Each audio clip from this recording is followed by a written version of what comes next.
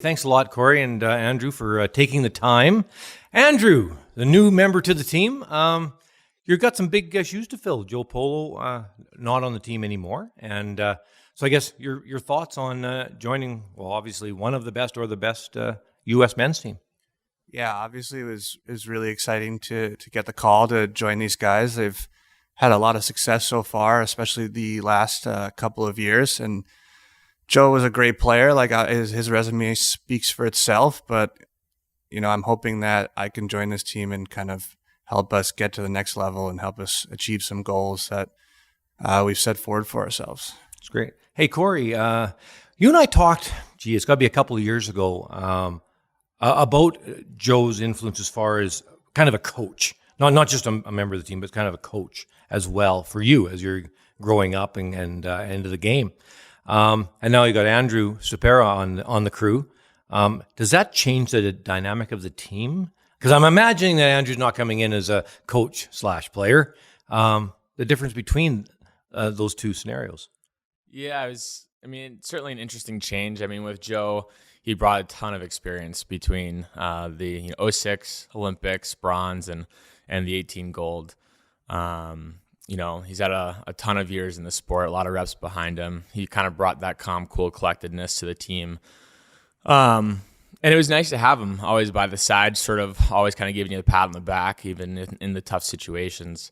I think Andrew really does actually a pretty good job of that. He's always kind of been sort of cool-headed and pretty calm in those situations when, things get difficult. So it's been a pretty smooth transition, and Andrew's got his experience as well as, back-end player for years and years and years on end. So, it's been good. We've also curled together in the past in 2015, I think it was. So we kind of do have some reps, under our belt together, and so far, we've played about, almost 25, almost 30 games this season. Season? Yeah, because we got to an early. Hang on, time out here. So to play that many games, how many events have you played in then? This is our fifth. This is our fifth event. Wow. Yeah, so we traveled early to try to it was kind of a points race for us to try to get into the slam. And so we went overseas to Switzerland and Scotland to get into those two events and try to go deep, which we had some good success. And just some really good moments early on in our first couple events together. And so it's kind of been a smooth transition, I'd say, so far. That's a lot of play. So your schedule, that was on purpose to play a ton early. Would that be because of a new player coming on, or, as you say, a points race and trying to get into all these various events and at the different levels? Yeah, I think both. Really. We really wanted to get early reps in the season. Without having that ice early, say up in Duluth or out in Milwaukee for Tom. Mark and Andrew have ice in the cities. And I think you guys had ice was it July? You were able to start practicing? Where was that at? In the Minneapolis area. Oh, was that what club did you have ice in? Both Chaska and Four Seasons in Blaine have ice. Yeah. Yeah. So we were able to have a couple practice weekends before we took off, in the beginning of August. So it was kind of the earliest we've started, at least I've started personally curling. But it was well worth it, chasing points and just trying to get used to the new lineup. Okay, let's, you're playing now. I did not expect that, actually. So, because you're a big mixed doubles player too. You and Corey Christensen are teammates in mixed doubles. And now you're already at 25 games, and this is being recorded in early October. We're in North Bay at the Boost National. Because you never know when this is going to play. Yeah. And so in mixed doubles now, because you play a lot of that, so how is that going to fit in this quadrennial? Because it's not just four-person curling that has an Olympic medal on the line. Mixed doubles does too, and you, Korey, being one of the best mixed doubles players, and Korey, how are you going to work that out? Yeah, it's certainly difficult, and one of the things I would like to say too is that mixed doubles is becoming a huge sport now for curling, and we're seeing with all the new events coming into the tour for mixed doubles, in order to really sustain, say, like that top rank, you've got to be playing a lot of competitions in mixed doubles. And Korey and I, as a newer team, I think this year we'll plan on playing a couple events before nationals, kind of a little bit of a lighter year for us. just trying to get our feet under us with our men's and our women's teams. She's now playing with Tab, and so she's looking forward to that experience, and it seems like they're already clicking pretty well. So for us, I think it's going to be sort of a lighter start. And we're in the same city in Duluth, so we're able to practice more together, which is going to be really nice. And sort of as we get closer to that Olympic run, that Olympic year, we'll start playing more and more. And Andrew, I'm not sure about you and Sarah. Obviously a phenomenal mixed doubles team too. I think you guys are playing a couple more events too this year. I think it's like 3 or 4 events. So I mean, busy, but could be busier, I guess. It might get busier as we go through. So, Andrew, when it comes to mixed doubles and 4-person curling, this has really changed the game for the athlete. Consideration of just health. When you're talking, you've played 25 games this year already by early October, and now you're going to play mixed doubles events, a whole lot more men's events. Is there a limit to the amount of curling a body can do? I don't think that's. I think that's got to be a concern these days. Yeah, it's certainly a fair question. Yeah, definitely. I mean, I think like you're playing 6 out of the next 7 weekends. I'm playing 7 out of the last 7 weekends or so, like including the last 2, and then through the Pan Continentals in November. So yeah, it's a lot of curling. I mean, I guess I'll let you know how I feel at the end of it. Yeah, it's hard to find that balance just because both things matter so much. Like both have Olympic medals on the line, like you said. So we want to get better and do well at both of those. And it's hard to get really good at both disciplines without playing both disciplines, especially against best in the world. So yeah, I mean, just trying to manage how we feel with, how many games we can play. And it's kind of a learning experience this season, especially for me with the last 2 seasons kind of not being full seasons, not having the opportunity to play as much. So trying to figure out like what my body can take and kind of what the right mix is. Well, and you've got Sarah's on your team in mixed doubles and a good sweeper. Mm-hmm. So will you share the sweeping duties? And I'm thinking in a health way, because if you play a ton and you're sweeping every single stone that's thrown in mixed doubles, wow. Are you going to be able to maybe share that task? I'm going to ask you the same thing, Andrew, because we got a couple of skippers on that team. Go ahead, Ann. Yeah, I mean, we just played in Banff last weekend, and I would say I swept most shots. Like we'll have Sarah come in if I'm throwing a hard one. She'll sweep that, but it's something we've talked about. Like, how can we get Sarah in? And this is not just playing with Sarah; it's playing with other mixed doubles and partners in the past. Like, how can we effectively, kind of mix in the sweeping? Because I like to think I'm a good sweeper, but also, she's a very good sweeper too. And, it's important to get breaks out there and kind of take shots off. Not take shots off, but give yourself a break when needed. No, maybe even take shots off from sweeping. Yeah. So, Korey, with you and Corey Christensen, both skips. Now, fitness level for you is never an issue. You work out extremely hard. But still, there's so much on the joints and those are things you can't really work on are those issues, hips and knees. What are your thoughts on all this? I know you and I have talked about this before, but it's becoming so busy. Yeah, you're seeing a huge importance on your fitness levels, and I think our whole team has been really trying to target increasing our fitness levels for that reason exactly. When it comes to Korey and I, she does a lot of she calls strategy and calls the house really well. And I also think it's important too to have somebody in the house calling line. I find that it's hard to call line from behind the stone, especially with sweeping nowadays and how the feet kind of get in the way. So I do think there's a heavy importance of having someone in the house when possible to call line. And, when it gets junky in the house, like as it does in mixed doubles, it's a lot easier to see the angles. So really just trying to honestly, take breaks when I can, if we're throwing a heavy one or say we get up, in a game and, we know there's a long week left to play, mixing in Korey sweeping some more. And, I think she loves being in the house and calling line and let me do some of the heavy lifting when it comes to that. But yeah, it's definitely exhausting. I mean, I'm huffing and puffing out there, and I know, Andrew, you're doing the same. So it's not an easy sport. I had to ask you this question. We'll see how you answer it. Your favorite game, 4-person or mixed doubles? I love them both for different reasons. I was wondering how you'd answer that. What kind of a cop-out answer would it be? Yeah, it's a tough one though, because I like being able to have the opportunity to throw last rocks and call the game, but I'm a very active person, and mixed doubles also kind of gives me the freedom to sort of be wherever on the sheet that I want to be, and express, I suppose, like my fitness levels, what I work so hard for. So they both sort of have their own treasures, I'd say. Okay, let's segue over to the nationals, national championships, and the structure. Do you guys know the structure for 2023, Andrew?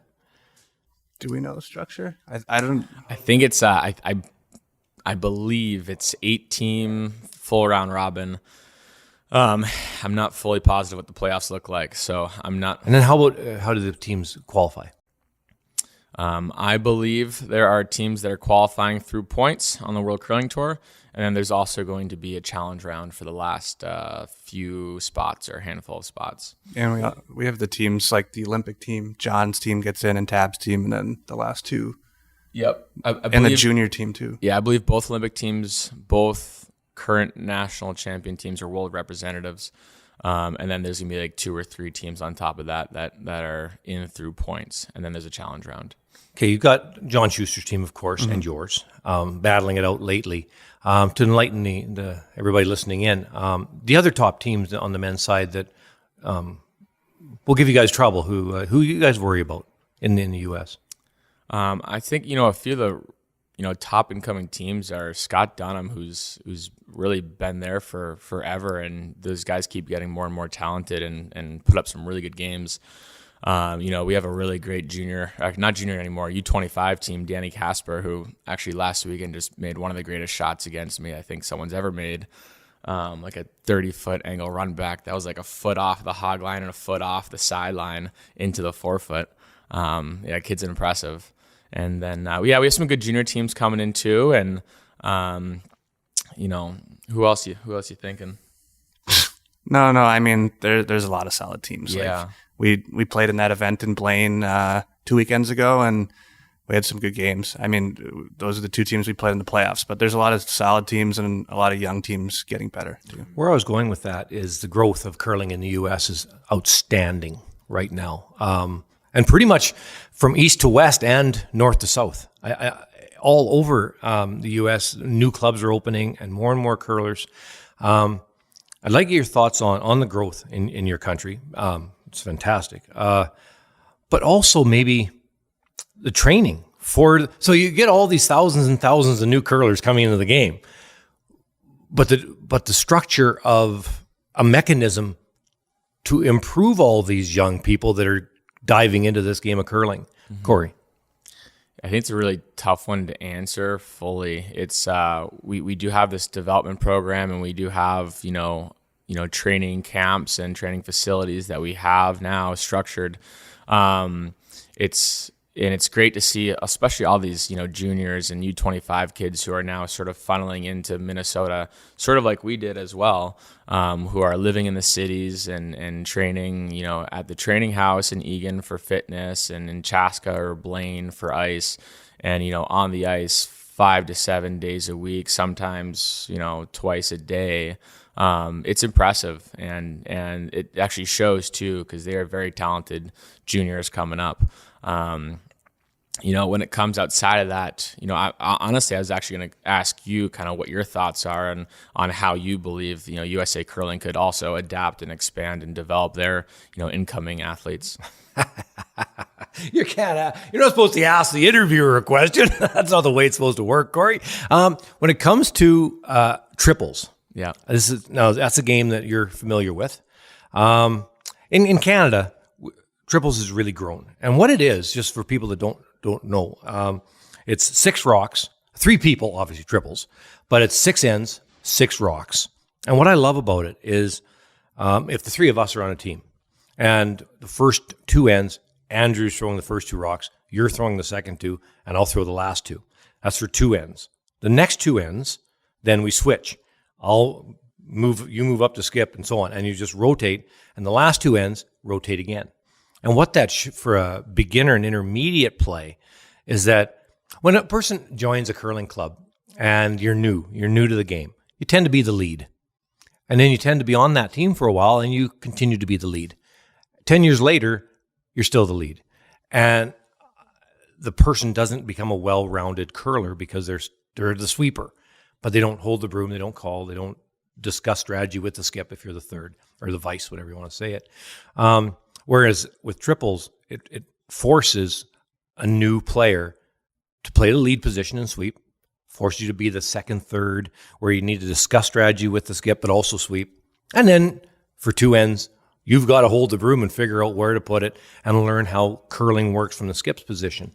Your thoughts on triples when it comes to growth of curling in any country, but especially the U.S. with all the growth? I think that would certainly help create more of a well-rounded curler. I agree. It's, sometimes when athletes get stuck in a position, sometimes they get bored of that position or they just want to be able to expand and see what they can do themselves in, say, as a third or a skip or even a second. I think there's a lot of value in potentially triples and being able to sort of alternate and develop all those attributes as a curler. Yeah, Andrew, the difference between being stuck at lead for so many people for many, many years at the local club level. I'm not talking about high performance here. This is about growing the sport and having the opportunity for a person that's just starting. And I love walking into the clubs in the U.S., which I do a lot, and the energy of I think, now you guys clear me up if I'm wrong, but they call it U.S.A, meaning under 5 years you've played, that kind of thing, and the energy of the players and what this could do for growth in a country. To almost answer your question, Korey. No, yeah, I think it's a great idea because, like you said, like players are stuck in these roles, and it's good. And we have so many enthusiastic curlers, especially the ones you're talking about. Like in the first 5 years, like we have tournaments all across the U.S. really for that. I think we have a national championship that started a couple years ago. Called U5? Yeah, the U5 National Championship, and they had a bunch of different sort of regional qualifiers to get there. And John Schuster, I believe, was he was helping to sort of create that event, and I think it was hosted in California last year in May. And so it's pretty neat event. But no, I agree because I do think, knowing a lot of club curlers, of course, there's some that kind of get stuck at lead and or second and sort of wanting to expand and try out different positions. I really think that's a cool sort of strategy to implement to, have them, build more interest in a way and expand on their talents. One last topic, and then we'll let you guys get back to the business of curling. But when it comes to the clubs and just, I guess, once again, looking at the growth, and in the U.S., it's more of a year-round. So traditionally in Canada, the game of curling was done in a lot of rural areas, and farmers would be putting in the crops in May. So we had to be done curling by the end of March, early April. And then the harvest happens in the fall. And so until the middle of October something. So after Thanksgiving, curling would start. And that was kind of curling season in Canada. But in the U.S., it seems to me that's not even a thing. It's just kind of all year round. It seems like a 12-month a year sport. So membership, this is what I'm getting at, is membership at the club. Do you have yearly members, or is it more, can you book for 6 weeks or a quarter or a couple of months, or can you just pay and play like a golf game? Like you and I get together, we go for a round of golf, and we just pay for that one time.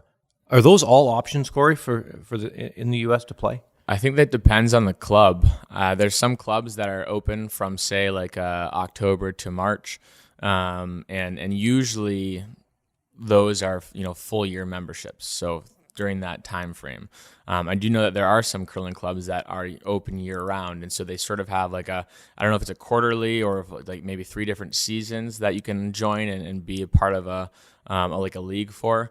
I do really like the idea of having sort of that membership where you can just say come in and play, on one Sunday, but not be, not paying, the whole, the whole pile of money to try to be a member for the full length of the season, being able to kind of go in for a pickup game and enjoy it. And if you decide you really like it, feel free to join some more leagues. It'd be a good way of attracting more members, more new members that otherwise probably wouldn't have joined. Well, it just seems to me that people's, we're getting a little off track, but that's okay. It seems to me that a lot of people, the way they live their life now, Andrew, is that they get busy and they don't have time to be Thursday night at 6:30 every Thursday. That's when you curl in the mixed league, men's league, women's league.